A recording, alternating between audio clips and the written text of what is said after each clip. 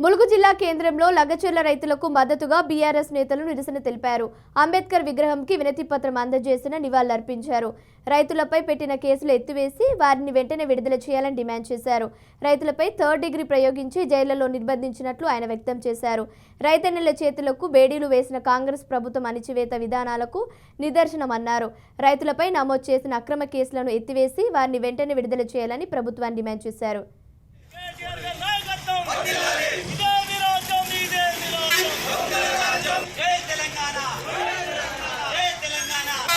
రైతు ప్రభుత్వం అని కాంగ్రెస్ పార్టీ చెప్తా ఉంది. రైతుల్ని అరెస్ట్ చేయడం, జైల్లోకి పంపడం, థర్డ్ డిగ్రీ ప్రయోగించి జైళ్లలో నిర్బంధించి వారి చేతులకు సంఖ్యలు కట్టి ఇలా బేడీలు పెట్టడం జరిగింది. బీఆర్ఎస్ పార్టీ పక్షాన మేము డిమాండ్ చేస్తున్నాం. రైతు ప్రభుత్వం అంటే ఇదేనా అని రేవంత్ రెడ్డి గారిని ప్రశ్నిస్తూ ఉన్నాం.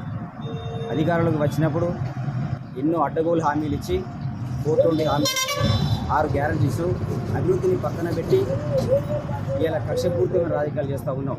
ఇది నీకు తగునా అని ప్రశ్నిస్తూ ఉన్నా. ఇది ఒక రేవంత్ రెడ్డి పాలన, ఒక తుగ్లక్ పాలనగా పరిపాలించడం జరుగుతూ ఉంది. ఇప్పటికైనా ఒక అవగాహన తెచ్చుకొని రైతుల పట్ల, ప్రజల పట్ల అవగాహన పెంపొందించుకొని మరి వారిని తక్షణమే